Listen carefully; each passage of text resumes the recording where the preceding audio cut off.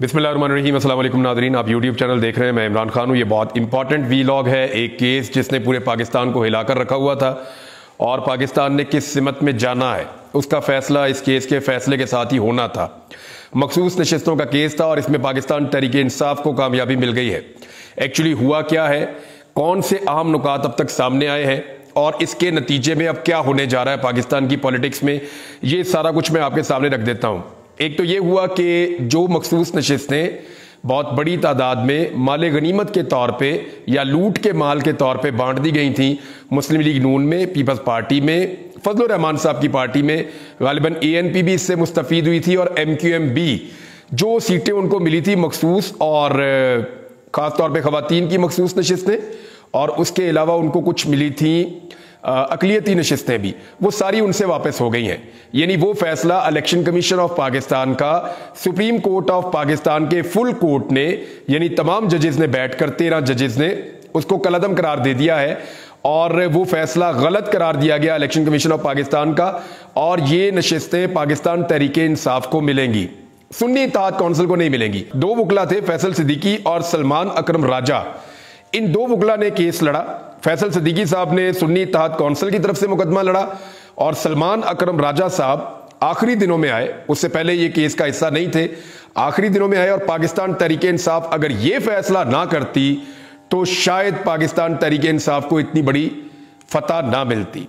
ये जो सलमान अकरम राजा साहब आए पाकिस्तान तहरीक इंसाफ की पटिशन को लेकर और पाकिस्तान तहरीक इंसाफ ने इस केस का हिस्सा बनने का फैसला किया, वहां से सारी गेम चेंज हुई है।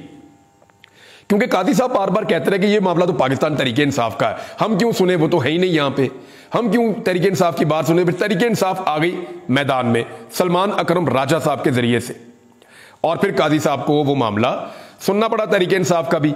फिर सलमान अकरम राजा साहब ने जिस तरह इस केस को लड़ा वो एक दिन मैंने देखा वहां बैठ के, कादी साहब ने उनको डिस्ट्रैक्ट करने की, उनको इधर उधर मूव करने की, उनको बार बार आगे बढ़ाने की बड़ी कोशिश कादी साहब करते रहे, लेकिन सलमान अकरम राजा साहब डट कर वहां खड़े रहे बड़े कॉन्फिडेंस के साथ। वो अपने कानूनी नुकात एक एक करके बयान करते रहे और उन्होंने एक्सपोज कर दिया इलेक्शन कमीशन ऑफ पाकिस्तान के उस सारे अमल को जिसके नतीजे में पाकिस्तान तहरीक इंसाफ या सुन्नी इत्तेहाद कौंसिल से मखसूस नशिस्तें छीन कर वो हवाले कर दी गई थी PDM की जमातों के माल गनीमत या लूट के माल के तौर पे।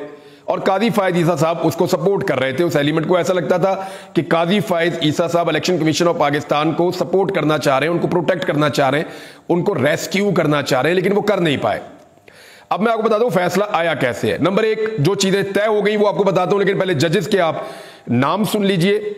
सिर्फ 4 ऐसे जजेस हैं जो PDM के हक में और तहरीक इंसाफ के खिलाफ गए या इंसाफ के खिलाफ गए। सिर्फ 4 ऐसे जजेस हैं जिनमें एक को तो होना ही था, काजी फायज ईसा साहब। नंबर 2, जमाल खान मंदोकेल साहब justice. Number 3, justice Naeem Afghan साहब। Number 4, justice Aminuddin Khan. ये 4 जजेस काजी फायज ईसा समेत एक तरफ खड़े रहे। जस्टिस याया अफरीदी ने इसके अंदर एक इख्तलाफी नोट लिखा, यानी वो इधर भी नहीं उधर भी नहीं, लेकिन उन्होंने एक इख्तलाफी नोट लिखा है। जो 8 जजेस बड़ा क्लियरली आए पाकिस्तान तहरीक इंसाफ के मौक़िफ़ के साथ कि ये सीटें जिन्होंने जीती हैं उनको मखसूस नशिस्तें दे, ये लूट का माल तो नहीं है। वो जजेस के नाम भी आप सुन लीजिए। हमारे आने वाले chief justice of Pakistan Mansoor Ali Shah साहब, जस्टिस मुनीब अख्तर साहब, जस्टिस अतर मिन्नल्लाह साहब, जस्टिस शाहिद वहीद साहब, जस्टिस मोहम्मद अली मजहर, जस्टिस आयशा मलिक साहिबा, जस्टिस हसन अजहर रिजवी साहब और जस्टिस इरफान सआदत साहब। ये 8 मुअज़्ज़िज़ जज साहिबान हैं जिन्होंने फैसला दिया कि नहीं, जिनको लोगों ने वोट डाले सीटें उनको मिलनी चाहिए, कोई लूट का माल नहीं है कि आप उठा के इधर दे दें, और इलेक्शन कमीशन ऑफ पाकिस्तान के फैसले को गलत करार दिया। अब एक दावा सामने आया, तफसीली फैसले में चीजें मजीद सामने आएंगी, बैरिस्टर गौहर खान साहब का। वो ये कह रहे हैं कि 11 जजेस ने 13 में से हमारी तौसीक की है, यानी 13 में से 11 जजेस ऐसे हैं जिन्होंने प्रैक्टिकली पाकिस्तान तहरीक इंसाफ के हक में फैसला दिया है। अब ये है एक शॉर्ट फैसला, यानी एक छोटा फैसला है अभी, लेकिन जो तफसीली फैसला है वो अभी आएगा और पता चलेगा कि क्या कुछ होता है। लेकिन अभी जो चीजें क्लियर हो गई हैं वो मैं आपके सामने अभी रख देता हूं राइट नाउ। इसमें एक चीज ये क्लियर होगी कि पाकिस्तान तहरीक इंसाफ के उम्मीदवारों को आजाद करार देना एक गलत फैसला था, वो गलत हुआ था। इलेक्शन कमीशन ऑफ पाकिस्तान का फैसला गलत था। नंबर 2, ये चीज क्लियर हो गई है कि तहरीके इंसाफ एक सियासी जमात थी और तहरीके इंसाफ एक सियासी जमात है और इसके लोग अभी भी पार्लियामेंट में मौजूद हैं। 39 लोगों का जिक्र है जिन्होंने पाकिस्तान तहरीके इंसाफ का डिक्लेरेशन बड़ा वादे तौर पे जमा करवाया हुआ था। वो सारे तो पाकिस्तान तहरीके इंसाफ के उम्मीदवार बन गए अब, और तहरीके इंसाफ की जमात बाकायदा अब इस वक्त मौजूद है कौमी असेंबली में। वो जो बाकी लोग हैं जिन्होंने सुन्नी इत्तेहाद काउंसिल को ज्वाइन किया था, उनके पास भी अब 15 दिन का वक्त है। जो मेरी 2-3 लोगों से बात हुई है जो वहां पे अदालत में मौजूद थे, जिनमें सहाफी भी है, उन्होंने बड़ा क्लियरली कहा कि जो बाकी लोग हैं, यानी 82 की तादाद हो जाएगी, वो जो बाकी लोग हैं उनके पास अब ये इख्तियार मौजूद है कि वो पाकिस्तान तहरीके इंसाफ को ज्वाइन कर ले। उनके पास भी 15 दिन का वक्त है। अब उनके पीछे भागदौड़ शुरू होगी दोबारा से। जैसे पहले बंदे उठाए जाते थे, जुल्म और ज्यादती होती थी, बंदे तोड़ने का अमल जारी रहता था, एनू फड़ लो, उन्नू फड़ लो, उसको उठा लो, उसके घर वालों को उठा लो, उसको लालच दे दो, उसको पैसा दे दो, उसको वजारत दे दो। ये बंदरबाट आपको शायद आने वाले दिनों में दोबारा नजर आ जाए, क्योंकि मुझे नहीं लगता कि निजाम के अंदर इतनी अकल और इतना शऊर है कि वो अब इस दीवार पे लिखी हुई शिकस्त को पढ़े। जो लोग 8 फरवरी को दीवार के ऊपर लिखी हुई शिकस्त को नहीं पढ़ पाए, जिन्हें वो शिकस्त नजर नहीं आई, उनको ये शिकस्त कहां नजर आएगी। लेकिन पाकिस्तान तहरीके इंसाफ के ज्यादातर लोग जो है वो पाकिस्तान तहरीके इंसाफ को ही ज्वाइन करेंगे। तो ये 82 है नंबर्स में, और एक तो ये चीज बड़ा क्लियर हो गया। अच्छा, एक चीज और क्लियर होगी कि तहरीके इंसाफ के पास ही हक है कि वो मखसूस नशिस्तों को हासिल करे। यानी ये तहरीके इंसाफ को मिलेंगी खैबर पख्तूनख्वा में भी, ये वफाकी हुकूमत में इधर इस्लामाबाद में भी, MNAs की भी, और इसके अलावा जो सिंध में या बलूचिस्तान जहां जहां पे है वो सारी मिलेंगी पाकिस्तान तहरीके इंसाफ को। एक और चीज है कि ये जो फैसला था, इस फैसले ने एक और बात जो है वो बड़ी क्लियर कर दी है कि मखसूस नशिस्तें नून लीग, पीपल्स पार्टी, MQM, फजलुर रहमान और दीगर को देना एक गलत फैसला था। फिर तमाम 13 जजेस ने, मैं आपको दोबारा दोहरा रहा हूं कि तमाम के तमाम 13 जजेस ने इलेक्शन कमीशन ऑफ पाकिस्तान के इकदामात को गलत करार दिया। इस फैसले में इलेक्शन कमीशन ऑफ पाकिस्तान ने जो भी किया, तमाम 13 जजेस ने उसको गलत करार दिया, और ये इलेक्शन अब मुतनाज़े हो गया है। कैसे, मैं आपको आगे चल के बताता हूं। और इसके बाद जो है वो नजरिया जरूरत आपके सामने दफन हो गया है, और इलेक्शन कमीशन ऑफ पाकिस्तान के जो अरकान है, खासतौर पर चीफ इलेक्शन कमिश्नर के खिलाफ एक रेफरेंस दायर करने का सुनहरी मौका है पाकिस्तान तहरीके इंसाफ के पास कि वो फौरी तौर पे रेफरेंस दायर करे।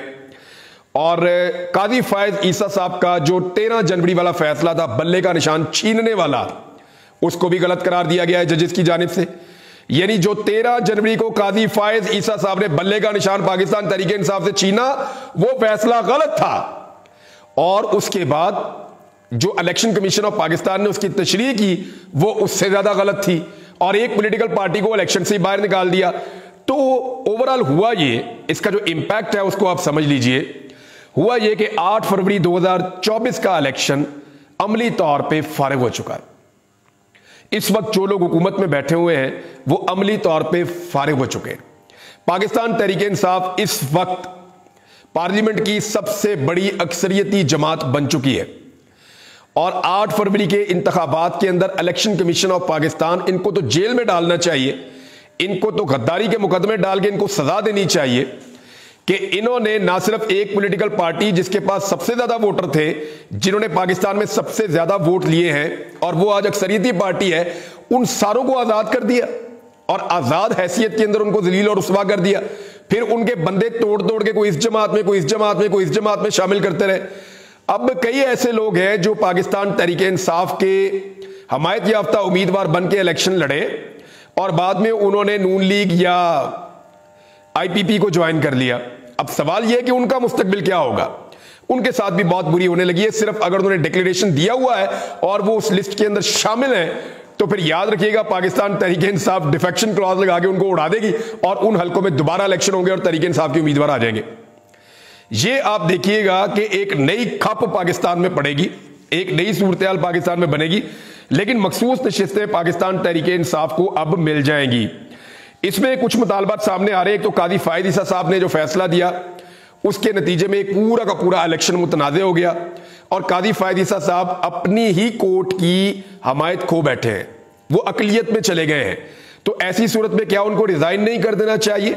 मेरे ख्याल में काजी फायद ईसा साहब के पास ये ऑप्शन मौजूद है कि वो इज्जत से चंद माह पहले रिटायरमेंट ले लें, क्योंकि उनके अपने साथी जजेस उनके मौक़िफ़ से अब इत्तफाक नहीं करते और उनके फैसलों को कदर की नज़र से देखने के बजाय उनके फैसलों को ऐसे देखते हैं कि इन फैसलों के नतीजे में पाकिस्तान में जुल्म और ज्यादती हुई है और इनके नतीजे में इलेक्शन का पूरा एक प्रोसेस जो है वो मुतनाज़ बन गया है। इसके अलावा जो है चीफ इलेक्शन कमिश्नर को फौरी तौर पर रिजाइन करना चाहिए और पाकिस्तान तहरीक इंसाफ को इसके लिए मुतालबा भी करना चाहिए।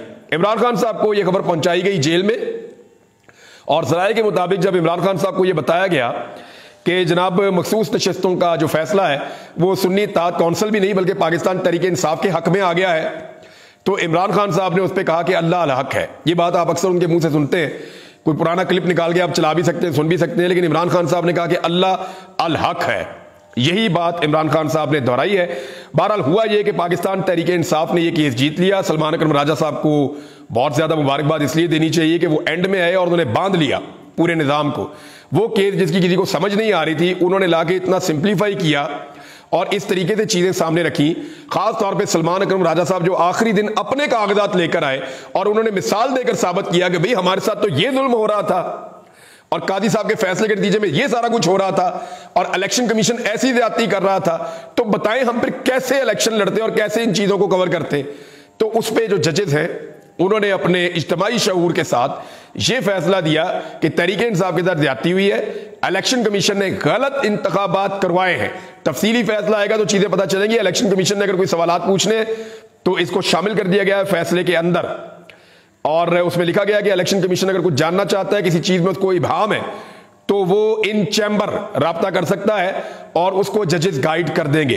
अब 15 दिन का वक्त है, 15 दिन के अंदर जो है पाकिस्तान तहरीक इंसाफ ने अपनी मखसूस जो नशिस्तें उनकी लिस्ट भी देनी है और इसी टाइम के अंदर जो पाकिस्तान तहरीक इंसाफ के आजाद उम्मीदवार हैं वो तहरीक इंसाफ को ज्वाइन भी कर लेंगे और 82 की तादाद हो जाएगी। 1 2 4 अगर लोग इधर उधर भाग भी जाएं, कुछ गद्दारी भी कर जाए, लेकिन इसके बावजूद तहरीक इंसाफ पार्लियामेंट की सबसे बड़ी जमात बन जाएगी।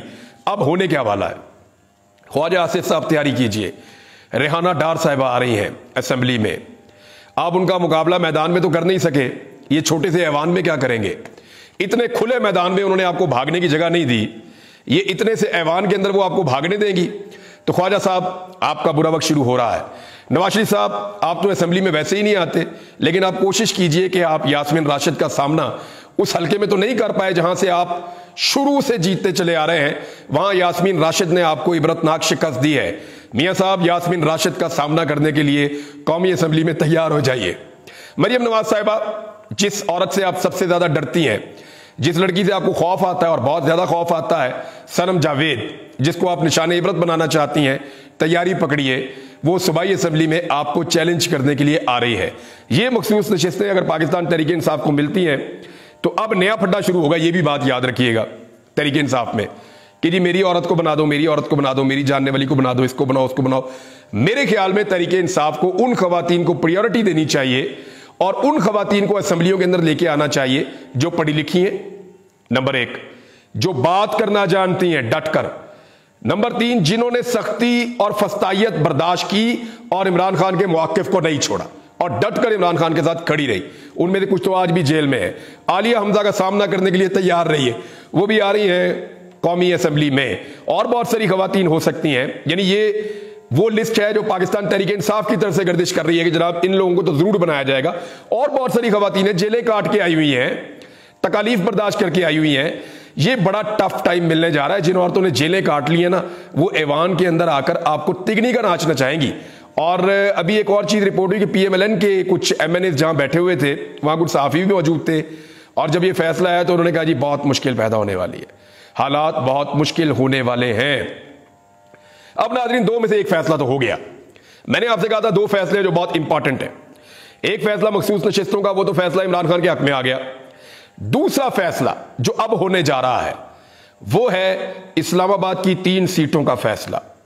अगर इस्लामाबाद की 3 सीटें पाकिस्तान तहरीक इंसाफ को मिल गई तो यह बंद टूट जाएगा, और अगर यह बंद टूट गया तो पूरे पाकिस्तान में तहरीक इंसाफ को सीटें वापस मिलना शुरू हो जाएंगी। और अगर ऐसा होता है तो ये हुकूमत टाटा गुड बाय। और जितना मैं इमरान खान को जानता हूं, उसको जिस दिन हुकूमत मिलेगी वो उस दिन दोबारा इलेक्शन अनाउंस करेगा। इतने लूले लंगड़े और इतने खराब और बोगस और बेकार इलेक्शंस के साथ मुल्क आगे नहीं बढ़ सकता। अब तक के लिए इतना ही। अपना ख्याल रखिएगा, अपने इस चैनल का भी। अल्लाह हाफ़िज़।